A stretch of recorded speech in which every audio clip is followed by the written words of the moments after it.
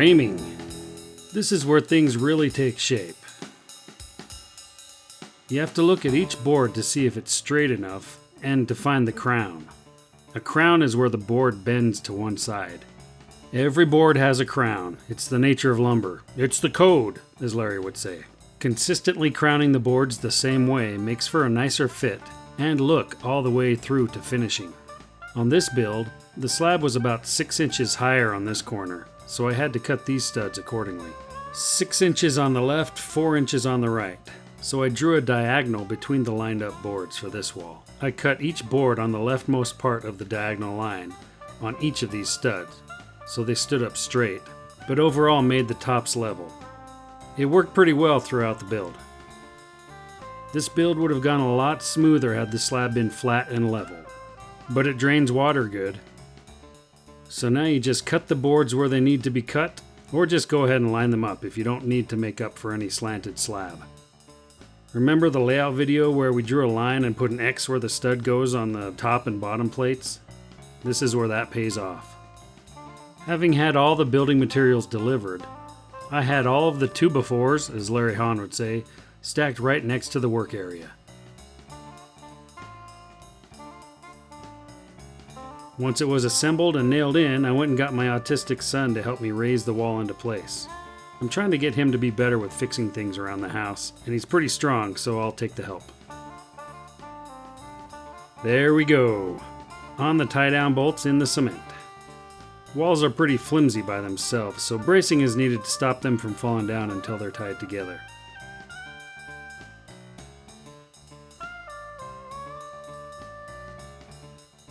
You need to make sure the walls are level so that everything will be plumb when assembled.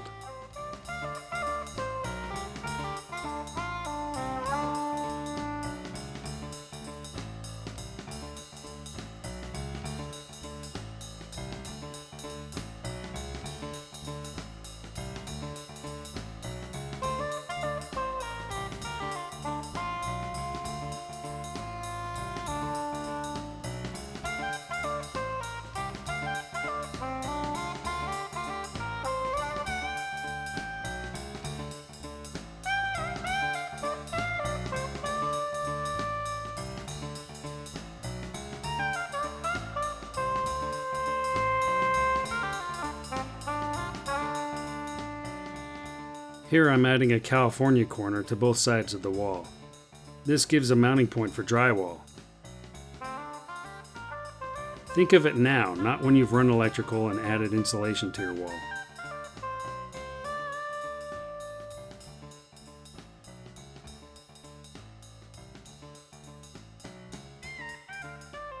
Now I'm making the big garage door wall opposite the first wall.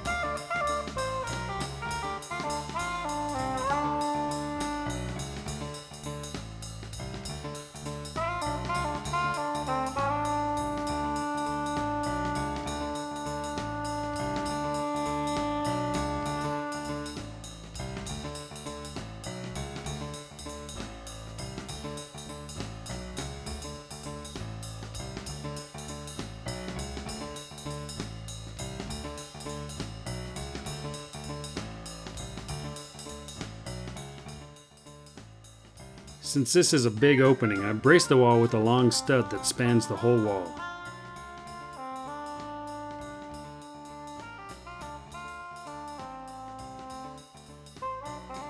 Here I'm marking off the placement of the header and jack studs.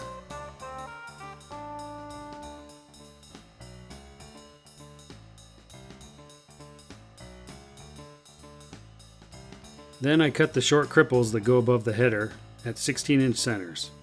I put these aside and didn't install the header yet to save weight since I'm doing all this with minimal help.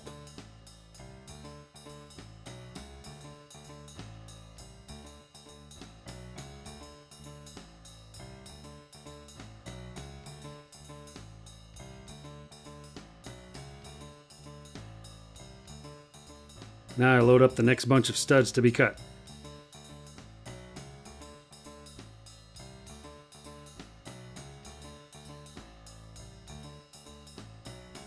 Check the fit of this big wall, and then I put it off to the side to raise after the other walls.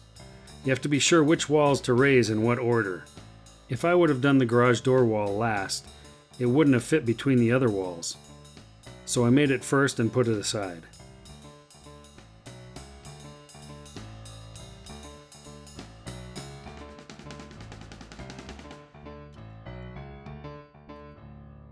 Crowning the studs first.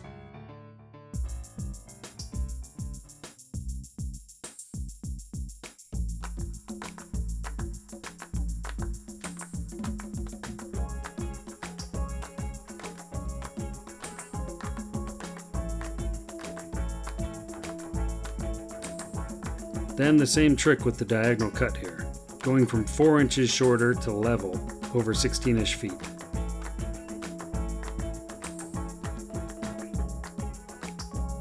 This was a bit more complicated since I didn't have any lumber long enough to span the whole side.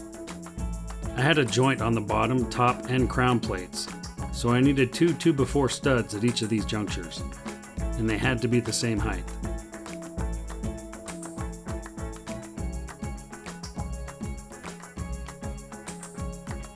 I won't lie, it was really hot. It was breaking record highs hot. And I was really tired from working full time and building this for hours just after work. I messed up this side a bit and put studs on the wrong side of the X's and lines I'd laid out. This actually was a good thing in hindsight, since the AC unit I installed wouldn't fit between true 16-inch on-center studs. But it did fit in my mistakenly placed studs perfectly. So I meant to do that, I guess, or at least my subconscious mind meant to do that. Yeah, that's what it is.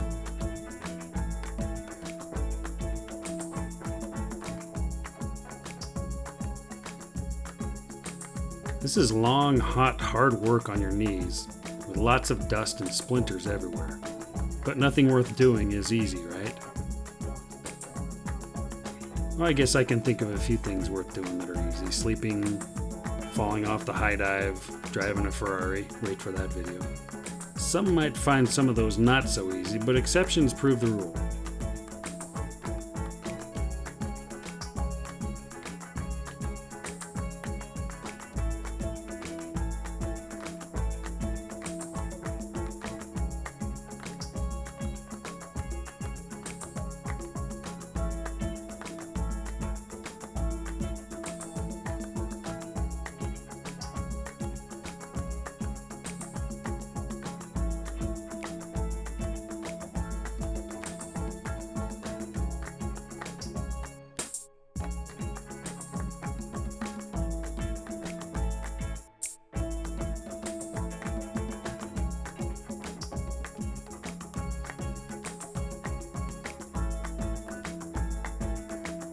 I got my trusty assistant to help me raise this wall and the garage wall again.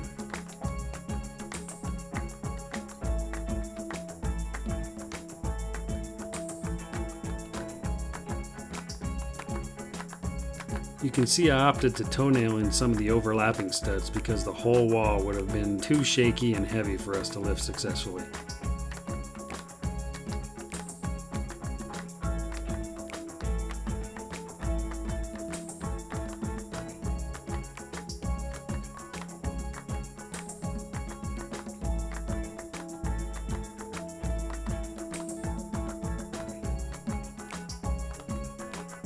Some diagonal bracing to hold it together.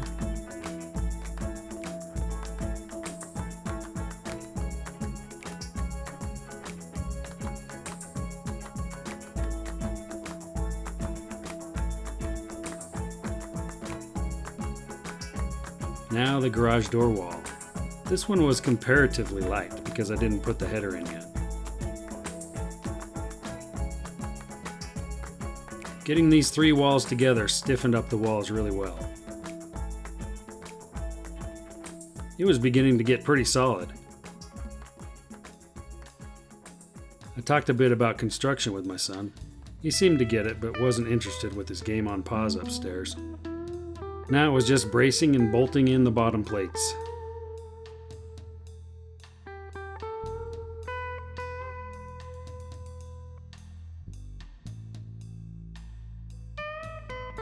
Then adding the missing studs. This was a very long day, but it's starting to take shape.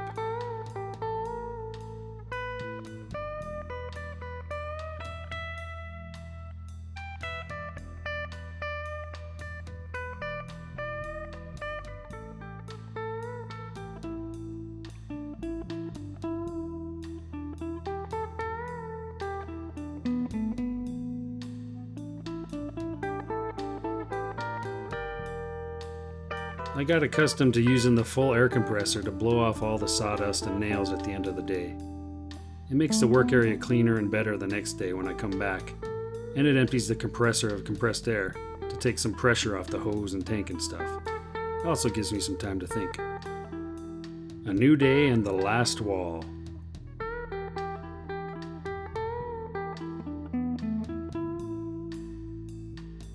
This one goes from 6 inches short to 2 inches short over the 16-inch feet, and has a door and a window in it, along with the need for double studs on the joints of the bottom, top, and crown plates. So it took a while to really get my head around the cuts I needed to make.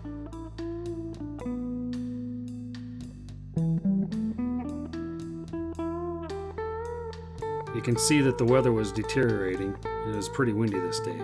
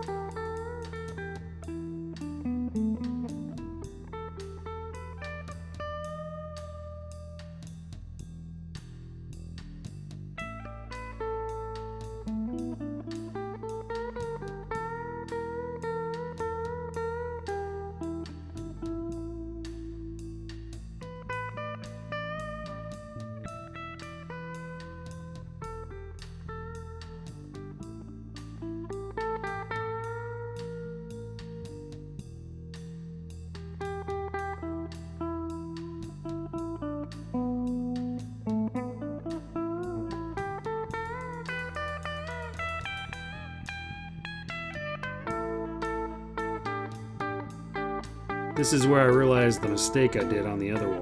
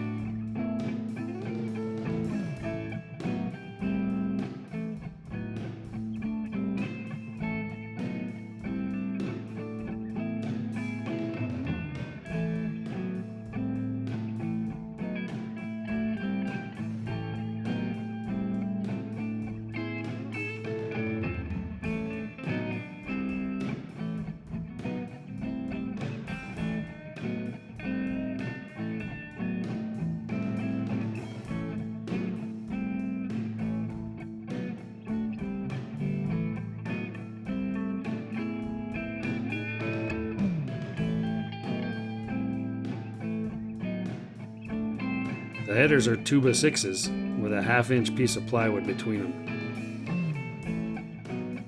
This makes them as thick as a regular 2x4.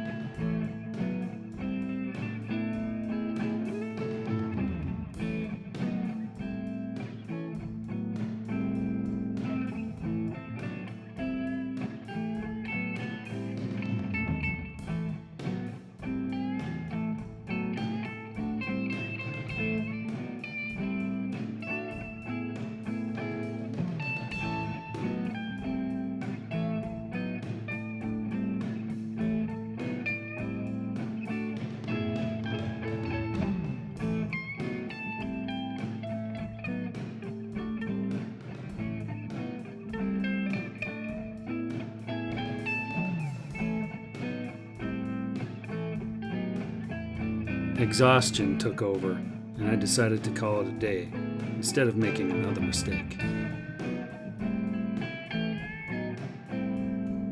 The next day I was ready to go after a long day at work.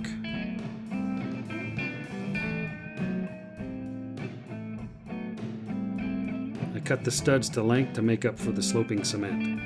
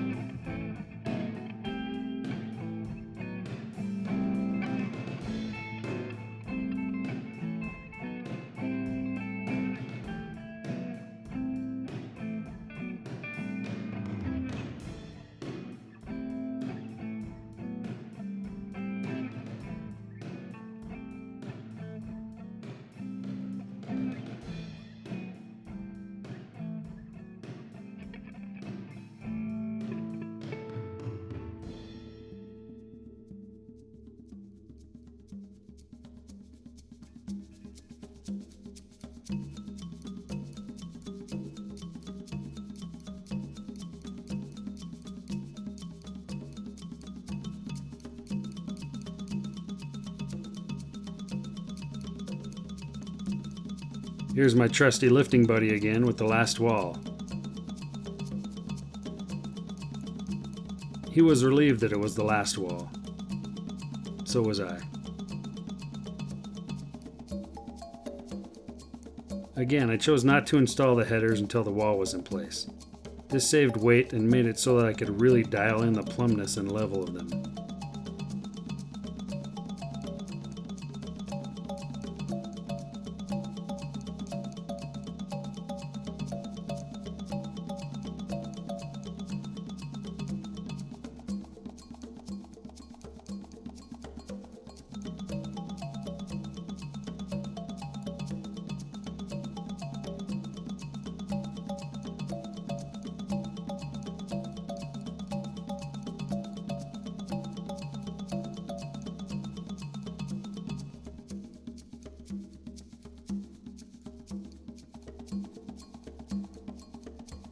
Here I'm placing the jack studs around the door.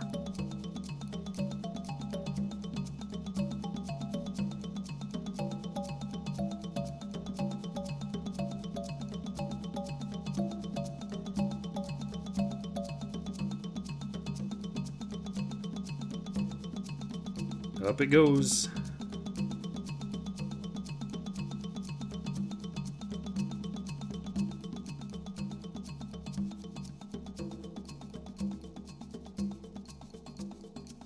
Now the window.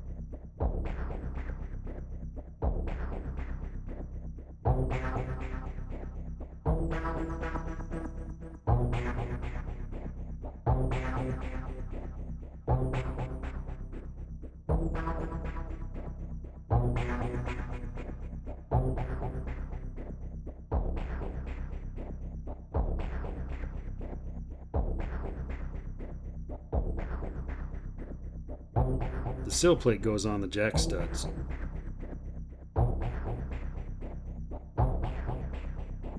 The header goes in.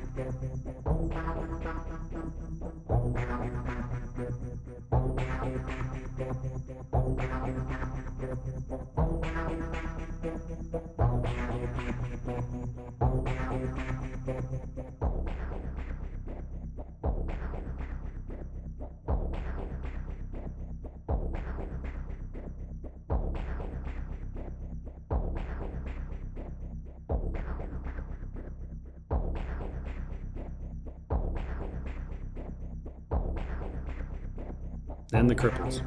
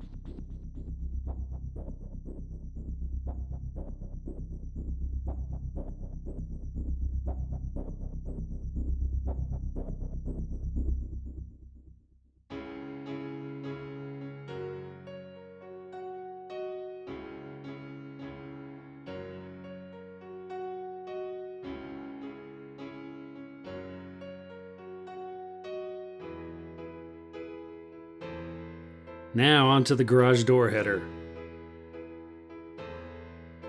This one should be easy, right?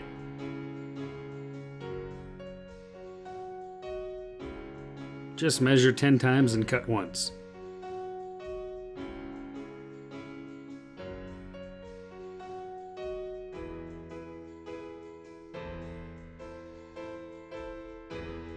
Yeah, about that.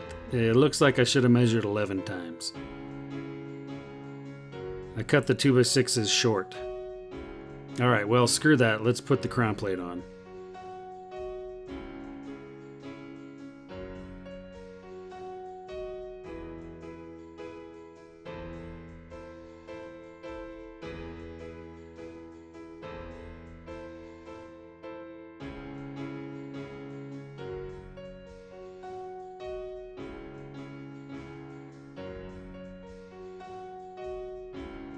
I'm done for the day. The hot and humid day. The day I should have measured 11 times. New day, new 2x6s for the garage header.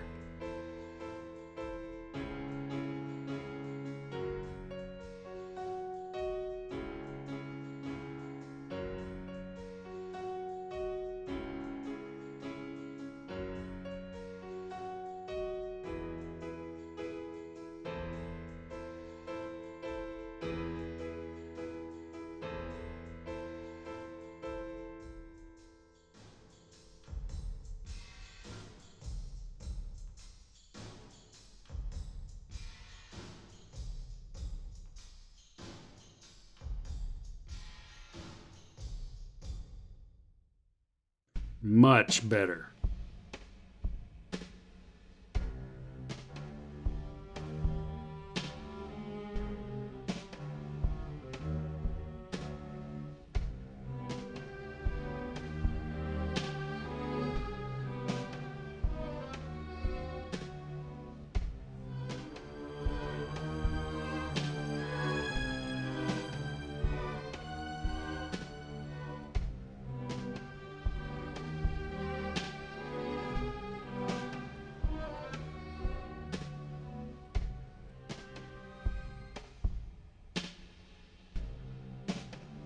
Try to fix the non-standard spacing here.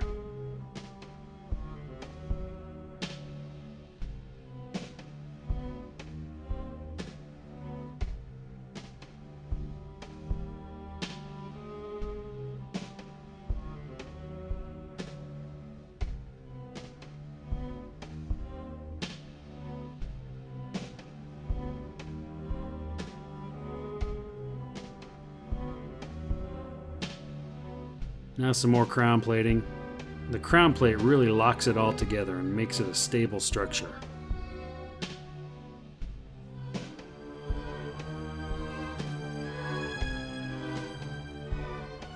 Plus you can bend everything straight as you nail it in to make it all plumb.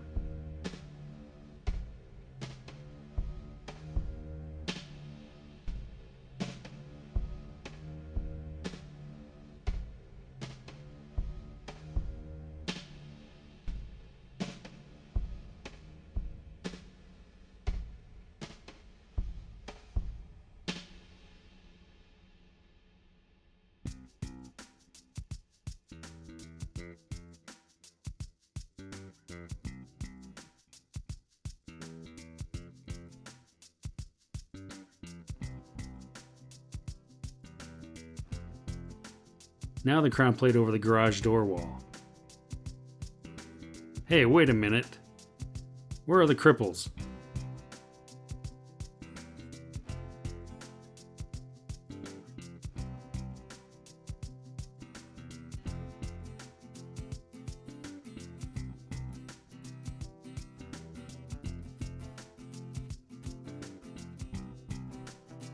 A few touch-up cuts on them, and we're good.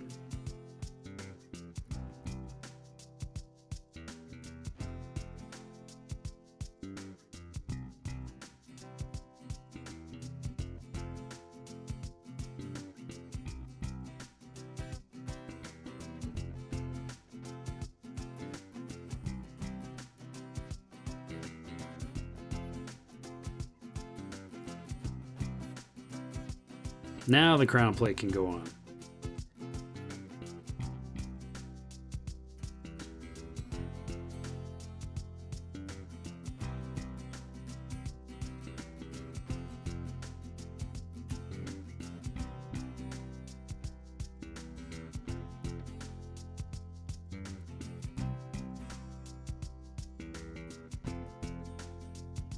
And now the final crown plate and the end of the framing part of the walls.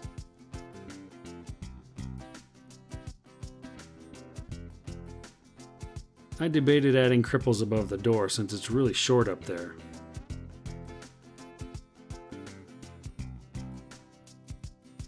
But I did end up putting them in place.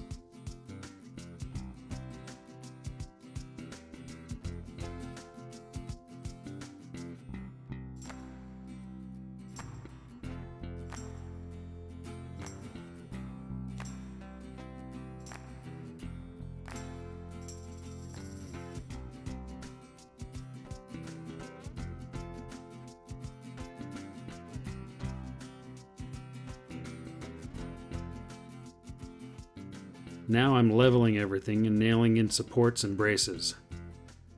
What a job! It took a while, but the walls are up, plumb and level.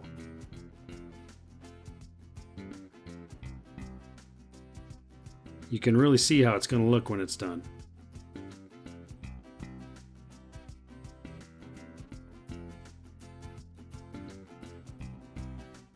This was a really good feeling looking at the structure I'd built.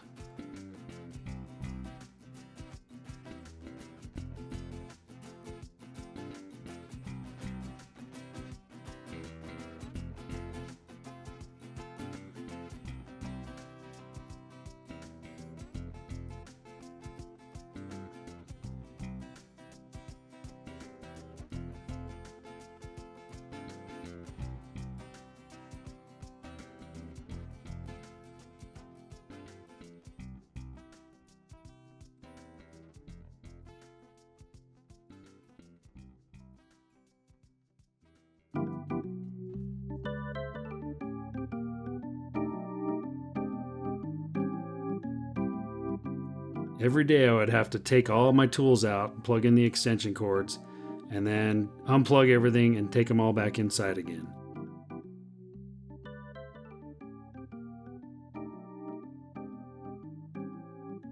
I couldn't wait to get it sheathed and closed, so I wouldn't have to do that anymore. I would have to wait for that though.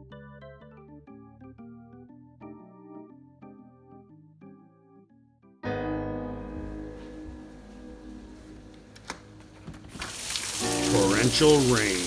Yay! Stay tuned. Thanks for watching so far.